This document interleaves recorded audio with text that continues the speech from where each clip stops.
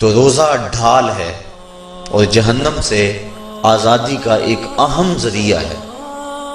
روزہ اللہ اور بندے کے مابین ایک راز ہے۔ روزہ نور ہے، ضیاء اور روشنی ہے، اور آقا کریم صلی اللہ علیہ وآلہ وسلم نے روزے کی فضیلت بیان کرتے ہوئے ارشاد فرمایا کہ ہر شے کی کوئی زکوٰۃ ہوتی ہے، انسان کے جسم کی زکوٰۃ روزہ ہے۔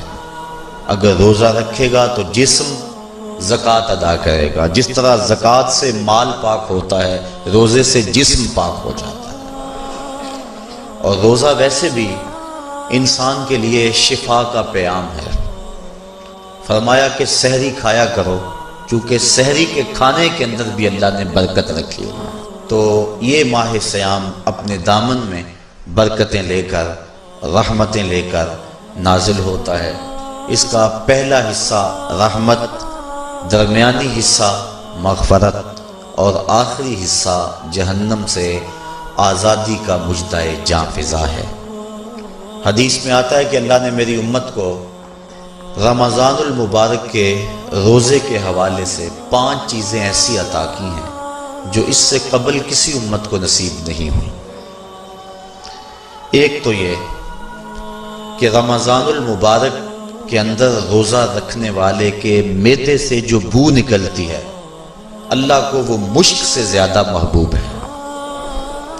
دوسری بات کہ جب ماہ سیام آتا ہے تو شیاطین کو جکڑ دیا جاتا ہے۔ تیسری بات کہ روزے دار جب تک روزے میں رہتا ہے، فرشتے اس کے لیے مغفرت کی دعائیں کرتے رہتے ہیں۔ اور چوتھی بات، جب ماہ سیام کی آخری رات آتی ہے تو اس کے سارے گناہوں کو بخش دیا جاتا ہے اور اس کو جہنم سے آزادی کا پروانہ مل جاتا ہے۔ بلکہ ایک صحابی نے حضور سے عرض کی کہ آقا کریم، جو یہ جہنم سے آزادی کا پروانہ مومن کو ملتا ہے تو کیا یہ لیلۃ القدر کی رات ہے؟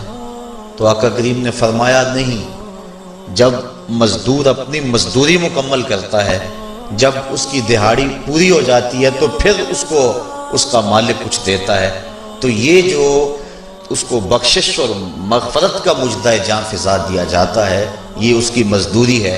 اور فرمایا کہ جو لیلۃ القدر کی برکتیں اس کو حاصل ہوتی ہیں، یہ اس کے علاوہ ہیں۔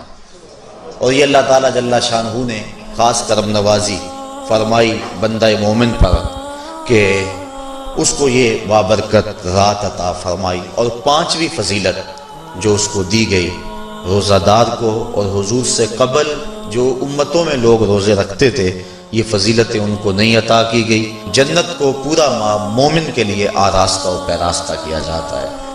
حضرت ابو ہریرہ رضی اللہ تعالی عنہ سے ایک روایت مروی ہے جس کو امام بخاری اور امام مسلم نے روایت کیا کہ آقا کریم علیہ السلام نے ارشاد فرمایا، قال اللہ عز وجل، اللہ جل شانہ ارشاد فرماتا ہے، کل عمل ابن آدم لہو، ابن آدم کا ہر عمل اسی کے لیے ہے، الا الصوم فإنہ لی، ہاں مگر روزہ ہے جو وہ میرے لیے رکھتا ہے، وأنا أجزی بہ، اور اس کی جزا میں اسے دوں گا، والصیام جنۃ، اور سیام روزہ ڈھال ہے، فإذا کان یوم صوم احدکم فلا یرفث ولا یصخب، فَإِن صَابَّهُ أَحَدٌ أَوْ قَاتَلَهُ فَلْيَقُلْ إِنِّي صَائِمٌ إِنِّي صَائِمٌ وَالَّذِي نَفْسُ مُحَمَّدٍ بِيَدِهِ لَخُلُوفُ فَمِ الصَّائِمِ أَطْيَبُ عِندَ اللَّهِ مِن رِّيحِ الْمِسْكِ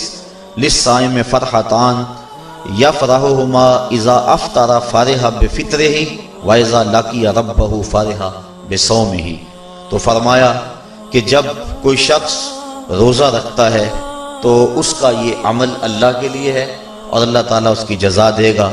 روزہ ڈھال ہے، جب کوئی شخص روزہ رکھے تو وہ اس کے اندر کوئی اللہ کی نافرمانی نہ کرے، یہاں تک کہ اگر اس کو کوئی شخص گالی بھی دے تو وہ یہ کہے کہ میرا روزہ ہے، میں صائم ہوں، میں نے روزہ رکھا ہوا ہے، یہ کہہ کے لڑنے والے کو، الجھنے والے کو ٹال دے۔ حضور نے ارشاد فرمایا مجھے قسم ہے اس رب کی جس کے قبضے میں محمد کی جان ہے کہ روزہ دار کے معدے سے جو بو نکلتی ہے اللہ کو وہ مسک یعنی کستوری کی خوشبو سے زیادہ محبوب ہے۔ اور روزہ دار کے لیے دو خوشیاں ہیں، ایک خوشی اس کو اس وقت ملتی ہے جب وہ روزہ افطار کرتا ہے، اور دوسری خوشی اس کو اس وقت ملتی ہے جب اس روزے کے صلے میں اسے اپنے رب کا دیدار نصیب ہوگا۔ یہ بات ذہن میں رکھیں کہ اس دنیا پر سب سے بڑی دولت جو حضرت انسان کو دی گئی ہے وہ دولت ایمان ہے، اور قیامت کے دن سب سے بڑی دولت جو اہل ایمان کو دی جائے گی وہ اللہ تعالیٰ کا دیدار ہوگا۔ جنت کے حور و قصور، جنت کے محلات، جنت کی اعلی نصب نعمتیں، دنیا کی کوئی دولت اور دنیا کی کوئی نعمت جنت کی کسی نعمت کا مقابلہ نہیں کر سکتی، لیکن جنت والے جنت میں جا کر جس نعمت کو سب سے بڑا سمجھیں گے، اور وہ ہوگی بھی حقیقت میں سب سے بڑی نعمت، ایسی نعمت کہ اس نعمت کے ملنے پہ باقی ساری نعمتوں کو بھول جائیں گے، وہ یہ ہے کہ رب اپنے رخ کرم سے پردہ ہٹا دے گا اور ان کو اپنا دیدار عطا فرما دے گا۔ تو یہ سب سے بڑی دولت جو مومن کو آخرت میں نصیب ہوگی یہ روزے کے صلے میں نصیب ہوگی۔ یہ روزے کا وہ ثمر ہے، یہ روزے کا وہ پھل ہے جو اللہ اہل ایمان کو قیامت کے دن عطا فرمائے گا۔